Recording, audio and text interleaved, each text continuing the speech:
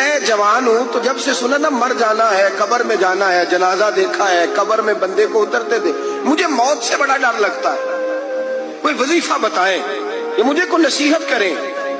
تو میر عبدالواحد بلگرامی رحمت اللہ علیہ فرمانے لگے، بیٹے تیری جیب کس طرح کی ہے، پیسے کس طرح کے؟ کہنے لگا حضور بڑا کرم ہے اللہ کا، مالدار ہوں، خوشحال ہوں۔ آپ نے فرمایا ایک پروگرام، یہ نہیں اس کو نفسیاتی طور پہ مطمئن نہیں کیا، نہ آپ نے اسے کوئی وظیفہ بتایا، نہ ذہنی طور پر اسے کوئی لیکچر دیا، کہ فرمایا تیری مالی پوزیشن کس طرح کی ہے؟ کہنے لگا حضور میں الحمدللہ مالدار ہوں، اللہ نے مجھے نوازا ہوا ہے۔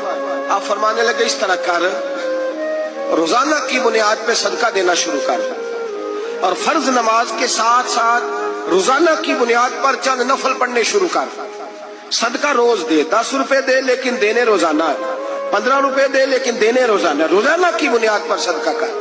بچہ کہتا ہے میں بھی حیران تھا کہ حضرت میں تو وظیفہ پوچھنے آیا تھا کہ موت سے ڈر لگتا ہے، انہوں نے مجھے صدقے پہ لگا دیا، نفل پہ لگا دیا، وہ تو کام میں کر رہا ہوں۔ خیر بزرگ تھے، وظیفہ پڑھنے لگا، صدقہ دینے لگا، اللہ اللہ کرنے لگا۔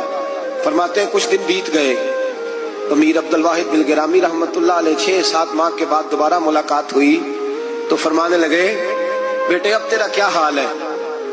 تو نوجوان کہنے لگا حضور اب مجھے مرنے سے ڈر نہیں لگتا، بلکہ اب تو میرا مرنے کو دل کرتا ہے۔ تو دل کرتا ہے، ڈر نہیں لگتا، اب دل کرتا ہے۔ اور حضور آپ نے میرے ساتھ کیا کیا ہے کہ میرا تو دل کرنے لگا ہے مرنے کو، خوف نکل گیا ہے، دل کرنے لگا ہے میں جاؤں۔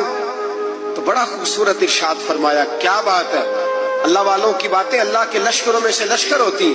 میر سید عبدالواحد بلگرامی رحمت اللہ علیہ فرمانے لگے بھائی جس جگہ آدمی کی پراپرٹی ہوتی ہے، جس جگہ اس کا مکان ہوتا ہے، جس جگہ اس کی جائیداد ہوتی ہے، وہاں اس کا جانے کو دل کرتا ہے۔ فرمایا اب تو نے صدقہ دے کے نفل پڑھ کے جنت میں اپنا مکان بک کرا لیا ہے، اب وہاں تیرا پلاٹ ہو گیا ہے، اب تیرا ڈر نہیں لگے گا، اب تیرا جنت میں جانے